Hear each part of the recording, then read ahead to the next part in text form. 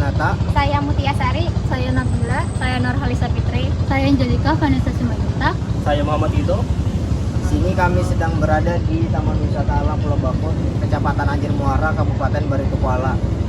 Di sini kami atas izin dari dosen pengampu kami yaitu Bapak Maharudin, yang dimana di sini kami akan melakukan survei, yang dimana survei itu bertujuan untuk observasi dan juga penelitian terhadap aspek-aspek lahan basah di sekitar ini.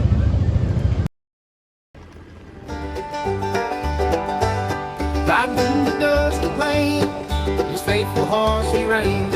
With his hat and boots of leather, he's the Lone Ranger. He's the cowboy man, so brave and bold. His heart of gold, he'll never fold. He roams the wild with a six-shooter by his side. The cowboy man who never hides. With his lasso, he'll round 'em up. No town and G can't disrupt from sunrise until the moon's high. He'll keep on riding, never asking why. He's the cowboy man who never hides. With his lasso, he'll round 'em up. No town and G can't disrupt from sunrise until the moon's high. In the Selamat pagi Kak. Selamat pagi. Izin memperkenalkan diri, saya Julian Fajar Yunata, perwakilan dari kelompok 4. Di sini saya akan mengajukan sebuah pertanyaan yang mungkin bisa jadi review bagi kakak sendiri terhadap destinasi wisata ini. Nah, ini ada beberapa pertanyaan nih. Yang pertama, mungkin alasan utama kakak sendiri mengunjungi destinasi wisata alam ini. Oh, mungkin ngajak teman yang ini yang dari luar kota, kan belum pernah kesini nih. Ada yang dari Makassar tadi, ada yang dari ini dari apa namanya dari Parepare. Nah, jadi kita ajak kesini karena belum pernah. Sebenarnya mau lihat Bakantan sih di sini sih. Tapi tadi baru ketemu pas naik ini. Naik apa namanya naik menara pandang di atas baru kelihatan. Kalau yang jalan-jalan di sini sih nggak ada, mungkin sore mungkin ada katanya tadi info dari pengawas ini. Untuk Bakantan bisa aja. Jadi dari atas dulu kan ya? Dari atas naik, tadi naik diarahkan untuk naik, bisa lihat Bakantan tapi dari jauh sih. Dari jauh. Kalau mengenai tentang tempat ini, apakah tempat ini rekomen untuk dikunjungi setelah kakak sendiri mengunjungi tempat ini? Kalau untuk ini sih rekomen karena ini kan yang kita tahu di sini aja sih tempat ini bisa melihat maskot di Kalimantan Selatan di khususnya binatang ini Bakantan yang bisa kita jumpai secara ini di alam bebas lah. Kalau ini kan maunya lihat langsung lihat di alam bebas, makanya di sini sangat rekomendasi kalau untuk kita memperkenalkan lah ibaratnya ini maskot Banjarmasin lah Kalimantan Selatan Bakantan. Di sini aja kan cuma ada kan. Iya benar. Kalau yang di ini di kandang mungkin di lain di ini tempat lain ada, tapi di sini bisa kita lihat di alam bebas gitu. Jadi ada rekomendasi kalau untuk bisa lihat di alam bebas Bakantan. Juga tambahan kalau ini bagus jalannya lah, ada titian-titian ini bisa di ini juga bisa buat konten-konten lah. Kan alam bisa dilihat dari ini dari titian, ada pohon-pohonan, ada beberapa tanaman-tanaman dari di situ. Berarti cukup disarankan ya, di sini ini. Recommended lah. Apalagi untuk melihat maskot dari Kalimantan itu. Iya, ada Bakantan tadi mungkin, tapi sayangnya dari jauh aja bisa kelihatan. Mungkin sore atau pagi-pagi harusnya kesini lah. Di Bakantannya masih ramai. Baik. Menurut kakak sendiri, apakah ada saran untuk peningkatan terhadap destinasi wisata yang ada di sini? Mungkin ada yang kurang kah untuk lebih diperbaiki lagi gitu?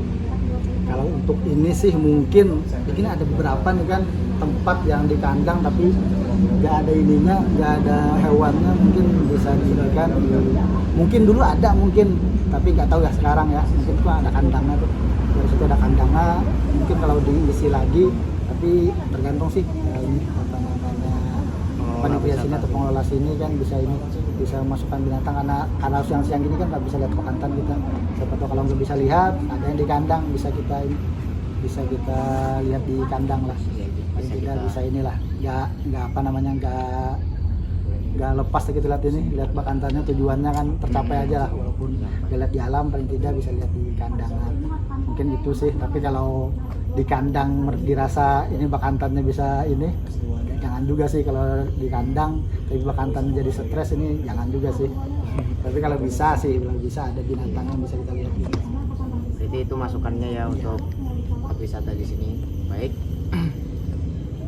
Mungkin itu aja pertanyaan dari kami, sebanyak 4, tidak banyak ya. Kalau ada kurang dan salahnya mohon dimaklumi ya. Dan terima kasih telah menyempatkan waktu untuk menyempatkan review terhadap destinasi wisata ini. Terima kasih sekali lagi, mengucapkan Selamat pagi, sukses terus.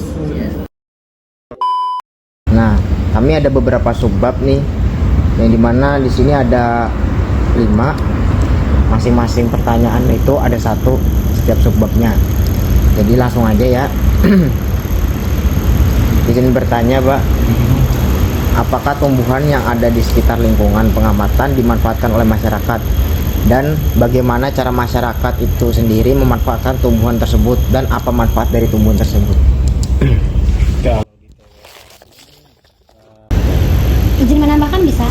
Silakan, Bu. Nah, ini tadi masalah tumbuhan kan?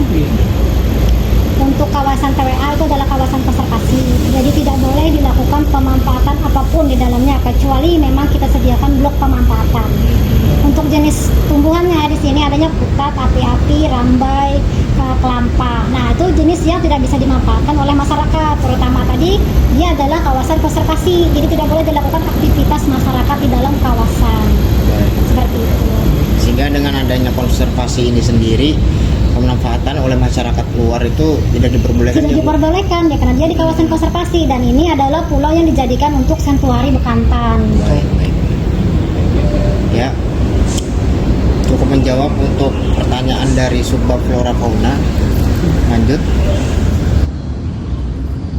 Lanjut dari subbab hambatan dan ancaman. Jadi pertanyaannya, siapa yang berperan mencegah atau mengurangi hambatan dan ancaman tersebut?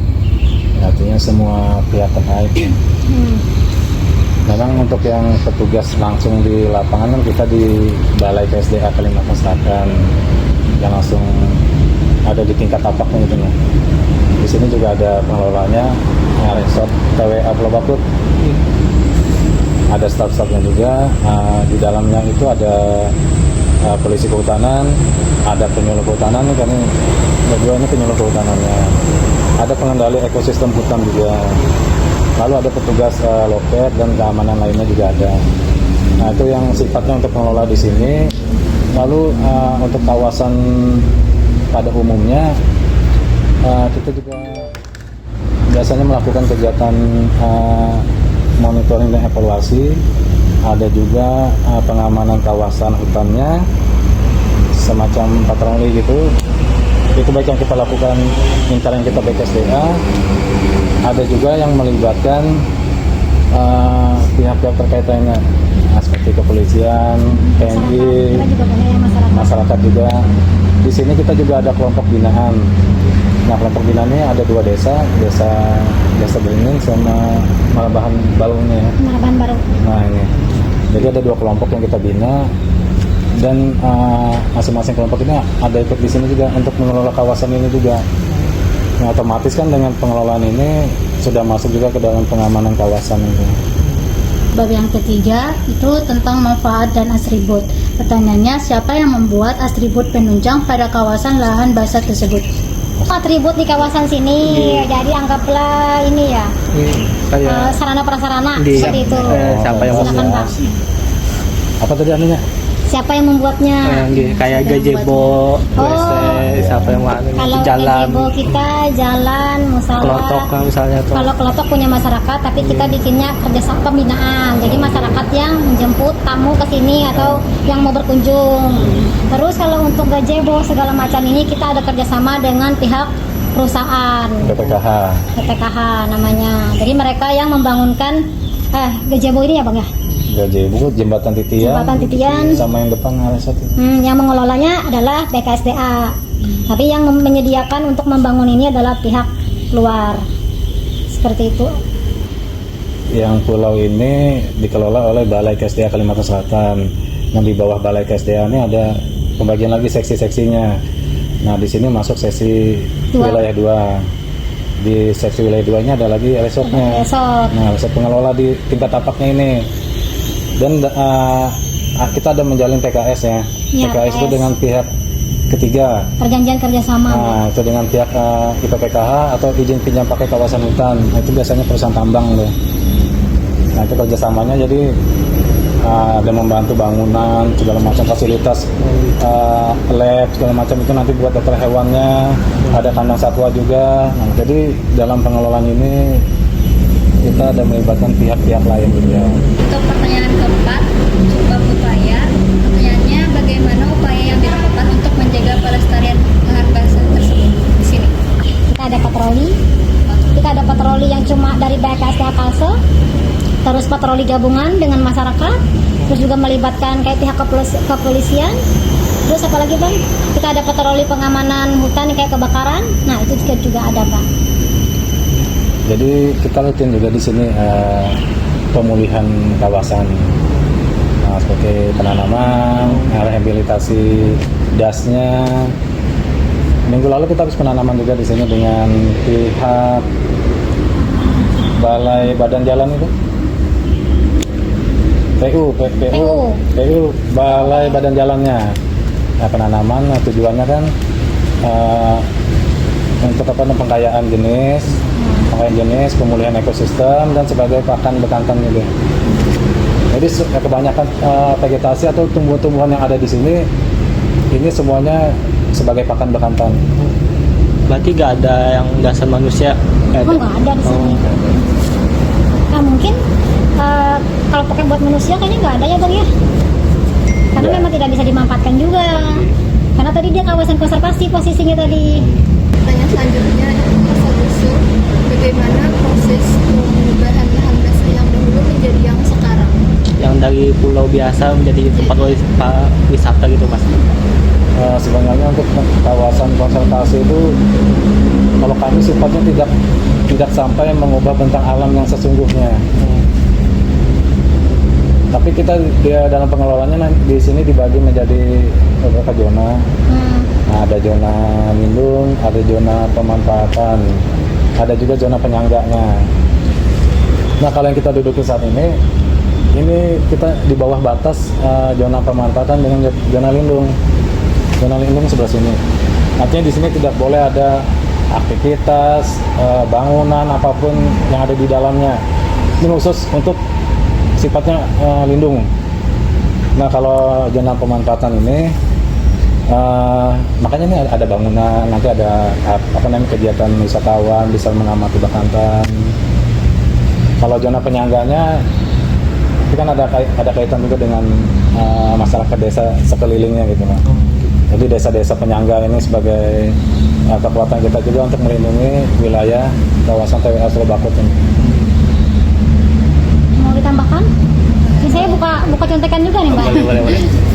Kawasan untuk fungsi sebagai taman wisata alam itu ditunjuk sesuai dengan Surat Keputusan Menteri Kehutanan nomor 140 KPPS strip 2 garis miring 2003 pada tahun 2003 dengan luasan sekitar 81 zona. 81 ini. Habis itu Terus diubah lagi ke tahun 9. Terus ada perubahan lagi, dia ditetapkan sebagai kawasan konservasi sesuai dengan keputusan menteri lagi nomor 435 Menhub 15,58. jadi 15,8 tanggal 23 Juli 2009. Terus dia juga ditetapkan sebagai kawasan tata ruang Kabupaten Baritokuala untuk tahun 2011 sampai tahun 2031 seperti itu Mbak. Ini masuk wilayah Kabupaten Baritokuala. Kalau desanya masuk wilayah administrasi desa Beringin. Kalau hewannya Pak, bekantan aja Pak atau bisa ada ikan gitu Pak? Ada apa-apa aja bisa? Satuannya pasti ada di sini kayak jenis fauna lainnya kan burung. Kalau monyet masih ada lah Bang, caca. Monyet nggak ada. Dia sudah dipindahkan Kalaupun semua. ada di sini biasanya kami pindahkan. takutnya nanti kan akan ada konflik satwa gitu mas, sesama satwa. Konfliknya tuh dengan bekantan, karena kan bekantan sifatnya soliter ya, jadi kada bisa ketemu dengan monyet. Bekantan tuh bukan monyet, dia jenisnya kera. Dia nggak bisa gabung sama monyet, nggak bisa dia, susah. Kalau lutung ada juga sini. Lutung kemarin ada ketemu di bawah pohon kayu bulan itu. Untuk Kalimantan Selatan ya, dia punya dua jenis lutung, lutung merah sama lutung abu. Sama yang dahi putih itu kan? Nah itu yang terbaru bang. Dia ada yang kelabu, tapi yang terbaru ditemukan spesies baru dia. Memang yang utamanya di sini bekantan ya, sebagai maskot Kalimantan Selatan juga kan ada patung di mana itu kan jadi ikonnya maskotnya. Kalau floral apa fauna lain bisa terdengar tuh suara. Bekantan ini kan sebagai juga satwa endemik yang ada di Pulau Kalimantan. Ya sekian, terima kasih, saya ucapkan terima kasih. Wassalamualaikum warahmatullahi wabarakatuh.